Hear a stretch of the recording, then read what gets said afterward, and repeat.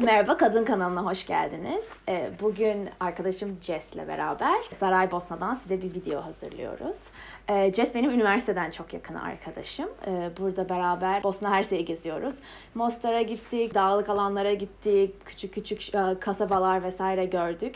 Dünyayı yedik, mantı yedik, boşnak böreği yedik. Bayağı güzel bir yer burası. Hani herkese tavsiye ederiz. Ben üniversiteyi University of Michigan'da Ann Arbor'da okudum. Aslında çok yakın iki arkadaşım Manny ve Chimala'yla yakın arkadaştı. Ve onlar vasıtasıyla tanıştığım hani hep böyle partilerde buluştuğumuz bir arkadaşımdı. Fakat sonra üniversite sonrasında ben New York'a taşındığım zaman Jess de New York'a taşınmıştı. Topluca 4 kişi, Ana diye bir arkadaşımız daha. 4'ü İstanbul'a gelmişlerdi. İstanbul'da bayağı gezmiştik. Güney'e de inmiştik. Çeşme'ye gitmiştik. Bayağı keyifli vakit geçirmiştik hep beraber. Hani o sıralarda daha da yakınlaştığım bir arkadaşım oldu. Ve hani New York'ta da hep beraber takıldığım ve çok şey paylaştığım bir arkadaşım oldu. Aynı zamanda şansa ben Türkiye'ye dönerken Jess de Londra'da yaşıyordu. O Londra'dayken hani ortada bir buluşma tarzı küçük hafta sonu kaçamakları yapmıştık ve bu hafta sonu kaçamakları benim için çok güzel olmuştu. Çünkü zorlu bir zamandan geçiyordum o zaman ve daha zaten Türkiye'ye alışamamışım. Tam bir geçiş dönemi. Hani Amerikalı bir arkadaşımla beraber olmak benim için çok iyi olmuştu. Beraber Venedik'e gittik, Amsterdam'a gittik, Budapeşte'ye gitmiştik ve şimdi bayağı aslında enteresan şeyler yapıyor. Kendisi biraz anlatacak şimdi ama Asya'da dolaştı. Şimdi Doğu Avrupa'da bayağı vakit geçirdi ve o yüzden hani Saraybosna'da buluşalım dedik bu hafta sonu.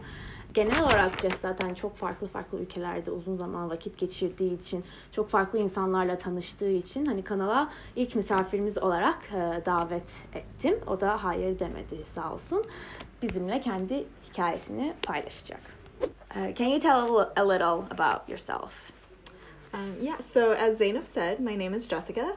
I was born in California, spent a few years of my early childhood in Taiwan, where my family is originally from, and then I mostly grew up in St. Louis, Missouri.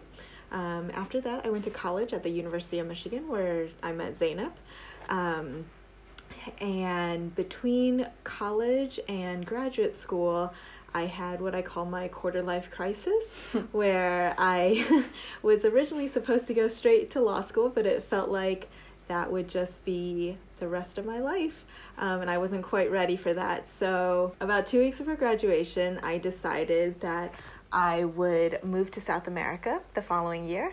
I moved to Santiago, Chile, and I didn't speak Spanish. I didn't know anyone. I didn't have a job. I didn't have a place to live. But the audacity of being 22, I guess, is that you're too stupid to know how stupid you are. So you think that so you're too stupid to be scared. So I figured I would move there. I would find a place to live because I couldn't be homeless. Then I would find a job so I could pay for my place to live. Then I would find friends, and then my friends would teach me Spanish, and it would be fine. And it kind of did work out like that. It was fine. It was my first foray into sort of the deep end of traveling.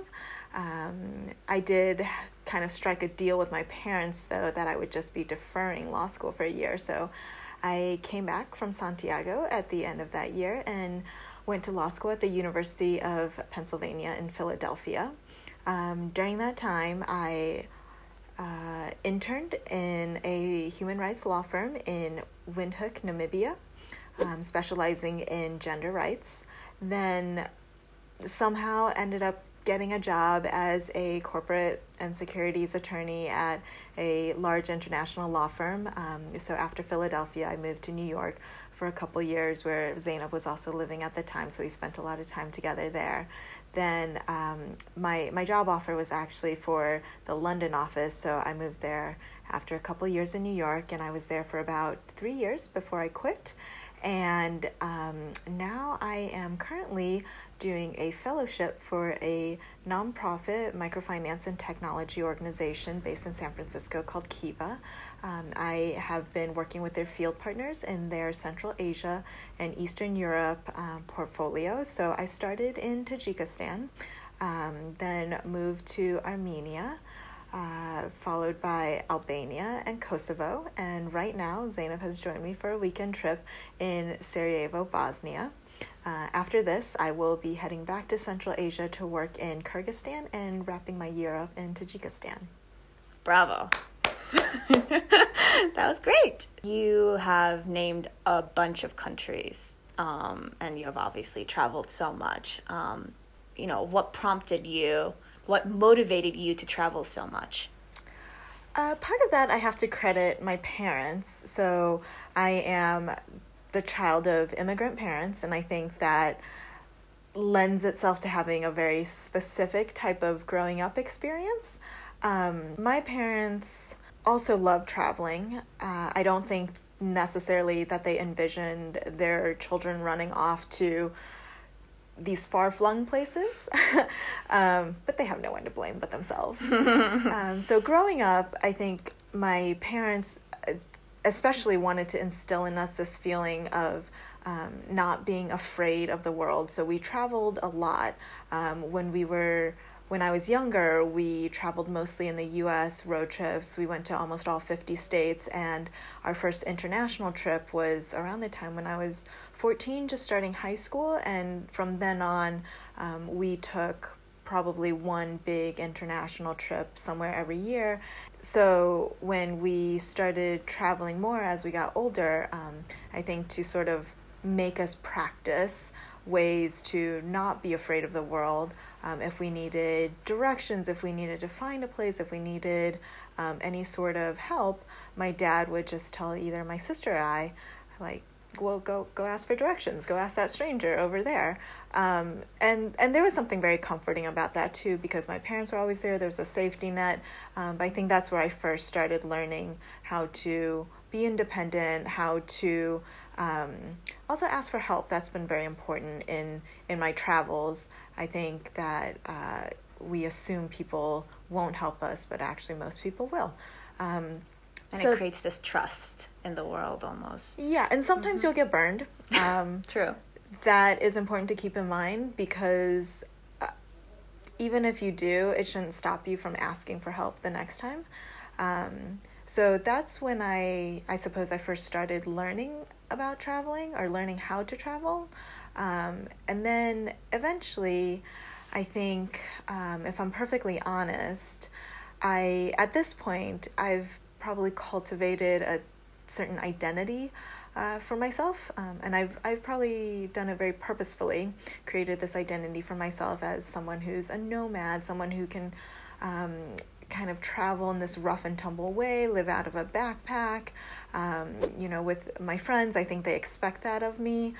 They expect I get emails and texts that are just like, what country are you in now? Because I'm the friend that fills that particular niche.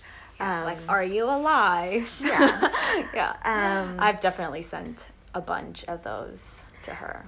Yeah, and also when I say whatever country I'm in, the response is usually, oh, that's crazy, because I am in some crazy country. But then no one is that surprised. And I think, in a way, I have purposefully created this type of image for myself. But if I'm perfectly honest, I think it originally started with this deep fear I had growing up of being an uninteresting person or having a boring life. I'm not saying traveling itself will make you a more interesting person. You have to put in the work, you have to put in the effort, but I think having interesting experiences and having a large variety of experiences certainly makes it easier to create an interesting life for yourself. So I started traveling for that reason, but I continued because, one, it is fun, or it can be very fun, and it can become addicting, and it just also became a habit. It was something that if I went a certain period of time without taking a trip, I could feel myself getting antsier, and I would get, a little more snappish or stressed out either at work or at school, and it was just something I became accustomed to. It was also something that I had to learn how to do. and that's through a lot of trial and error. And I also had to learn how to create my normal life so that it fit traveling, because there are a lot of people who wouldn't make the same choices that I made, and that's perfectly fine. But everything that you want requires a little bit of sacrifice, or a lot of sacrifice in some ways. So traveling is, it's an expensive hobby. So that requires sacrifice on a daily basis of your other expenses, or my other expenses. Traveling is something that can be physically, mentally, and emotionally tiring. So you just have to decide if it's worth it. And for me, ultimately, it was. So obviously we're the woman's channel. So can you say a little bit about your experiences as a woman in these different cultures and different countries? So in some ways, it's been very different from place to place, and in other fundamental ways, it's been exactly the same. I think a lot of progress has been made in many different areas of the world in terms of progressing the woman's role or the woman's identity, or their space in society. But I personally don't think that gender equality has been achieved really anywhere, even in the U.S. But I think outside of the U.S., in some of the places I've been, some of the countries have a deeply patriarchal or deeply religious culture or society. It's much more apparent, the classification or the differences between men and women, and what is expected of them, how they're treated by society, how they're treated by members of the opposite gender, how they're treated by members of the same gender. So, like South America is a pretty patriarchal society. So is Central Asia. Also the Balkans. I guess they're a bit closer to Europe, so they're a little bit more progressive than what I was seeing in the Caucasus and in Central Asia. One thing that I found really interesting was how people treated me as a primarily solo female traveler. I think in many of these places it's unusual for the women there to do something like I was doing on their own. And so in some ways it was the same, as in I was frequently asked, who gave you permission to do this? But I noticed that it changed over time. So right after college, when I moved to South America, I was often asked by my students, who were primarily men. They were adults, they were executives, and high-ranking officials in banks and consulting firms, places like that. And they would quite often ask me, and not in an insulting way, just in a pure curiosity, and they were confused way of, your father gave you permission to do this? And I've noticed that in more recent years, especially when I was working in Central Asia, I got the question a lot in the same format, but it was, who allowed you to do this? Your husband lets you do this? But everything was framed in the construct of a man needed to give me permission to live the life that I wanted to live, because it did not fit within their construct of what they probably thought a good woman's life should be. And of course, I never said this out loud, but in my head I was always thinking, when was the last time I asked a man for permission to do anything? It's interesting hearing you say these things, because in every culture, women are portrayed in a certain way, and all these labels are given to them, and they are taught to act a certain way as opposed to the way that they want. And it's so empowering hearing you say, when was the last time I've ever asked a man what to do? Like, I feel like a lot of women in my country needs to hear that. Yeah. And again, in some ways, I'm sure I was like the bane of my parents' existence. I'm sure it was a huge stress on my dad. But at the same time, they intentionally raised, so in my family it's just me and my sister, and they intentionally raised their daughters to be strong and independent, to think for themselves, to be smart, to depend on no one, because you need to make your own way in the world. So I kind of feel like they deserve it. Mm-hmm. I'm a product of my parents. And we are all a product of our environment. It's true.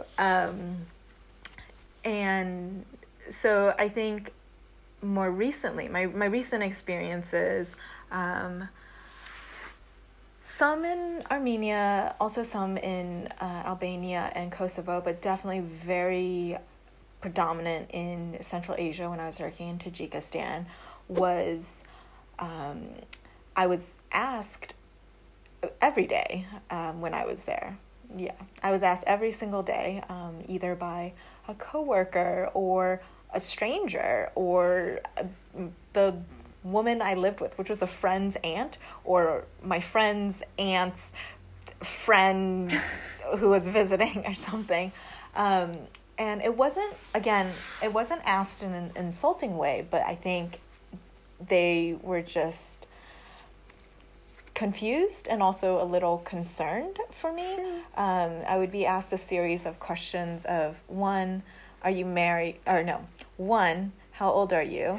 2, are you married? 3, why aren't you married? 4, but don't you want to be married? And bonus number 5, but don't you want children?